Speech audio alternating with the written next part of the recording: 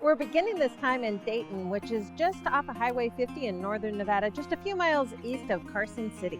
Now, Dayton claims to be the oldest settlement in the state of Nevada, but over on the other side of Carson City in Genoa, they claim that they are the oldest settlement. Now, this is a debate that's been going on for more than a century and continues today. And we are not going to settle this debate, but we are going to take a look at a little bit of what each of these places has to offer.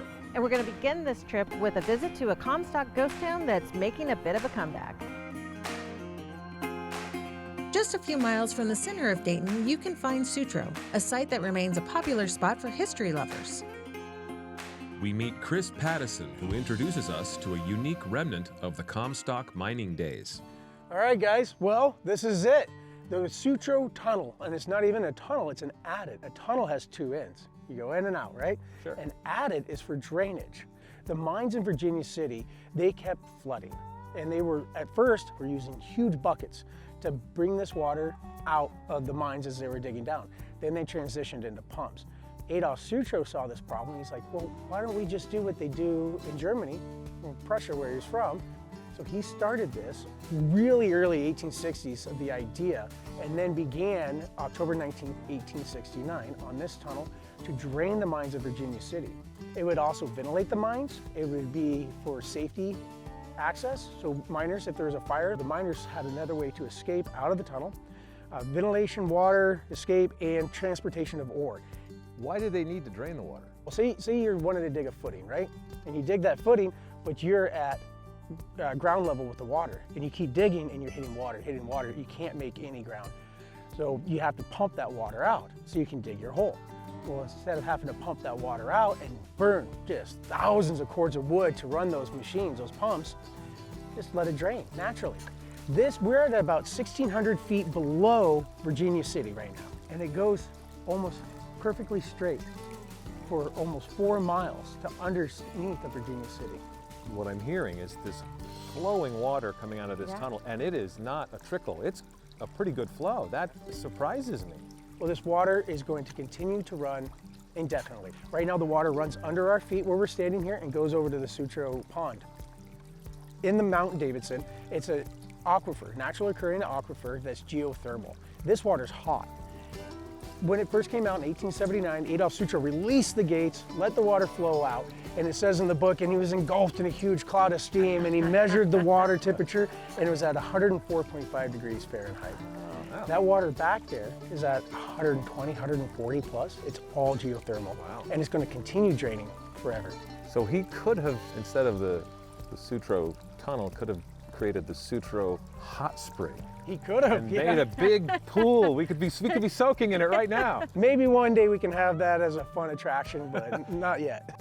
The facade at the entrance has gone through a lot of change over the years. At first, it was just a hole in the ground, but Theodore Sutro, Adolf's brother, built a facade in a Greek style and later changed it to the Spanish style you see today.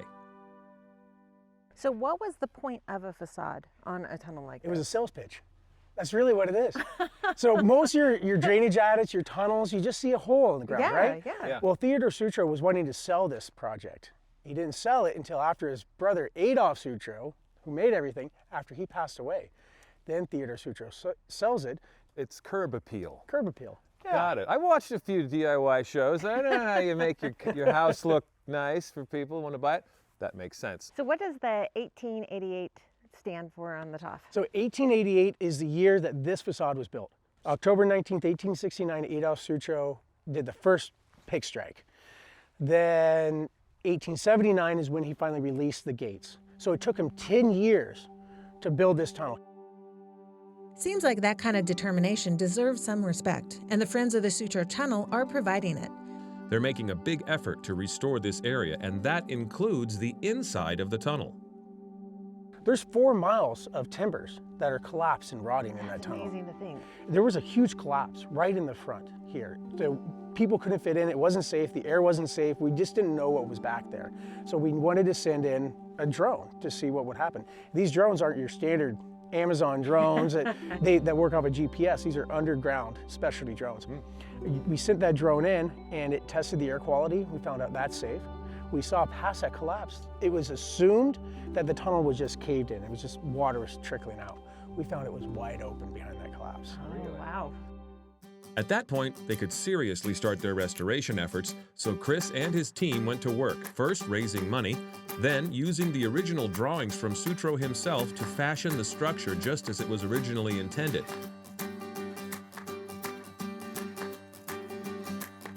On the day we visited the site, it looked like this. Now, look at what it's like today.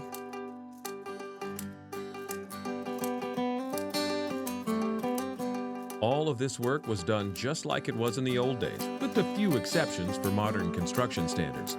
Now, Friends of Sutro Tunnel can finally offer tours inside the tunnel.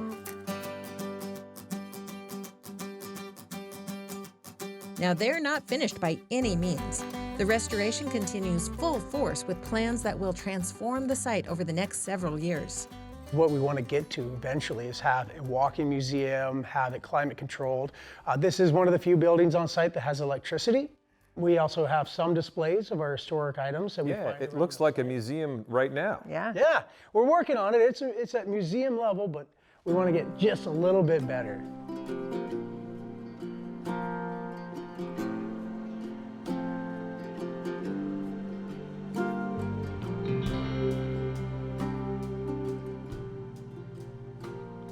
We are now on the tailings. The tailings is after the ore has been processed. And as you work your way out, you see this ore cart track. You would move the ore cart track out and move the tailings and dump them as you were going. So we're actually walking on not only parts of the tunnel, but also now parts of the Comstock itself. The processed ore, yeah. It honestly feels like a museum just walking on the grounds. Over the years, the Sutro town site and much of the tunnel site has disappeared, but there's still a lot of history to be found here. Any of the historic items that you find on the site came from the site. A lot of these historic artifacts are finding their way back to us, which is really great. cool. Yeah. Some of these pieces of history have been hiding in plain sight. Chris shows us an example. This is a planer. It was found half buried in a hole in a pile of sagebrush on the other side of this wall. And the legs were broken. We could barely tell what it was. They dug it out, lifted it up, and fully restored it. Well, almost. We've got a couple more wheels, this one and one there, and then everything will be functional again. So this would have been cutting wood? Yeah, this would plain wood. Take your piece of wood and feed it through here, and it would turn and it would shave it down. But this is beautiful, and Yeah, it's like a work of art. I know. It's like a sculpture. There's a lot of beauty to be found on the site, including this relatively recent addition, a Victorian that moved from Carson City in the 1970s. Chris says the plan is to turn it into a bed and breakfast and make the site an event space. They already offer weddings here, but this would let you stick around for the honeymoon.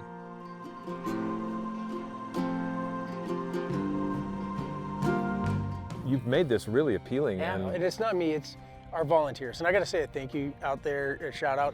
Our volunteers and our donors, these guys have been working on this for years. We've got elks, moose, desert pigs, tons of individuals. those are groups of people? Groups of people, yeah. Sounded like a zoo. Yeah, it does sound like, well, sometimes it is out here. No, if it wasn't for all of these folks, our volunteers and our donors, none of this would be happening. This site would have been collapsed, dilapidated, or worse yet, that development at one time was thinking about developing up here. Oh, it would have been gone forever. It would have been gone forever. So because of volunteers and donors, Yeah. we're able to be successful at this project. It's not me.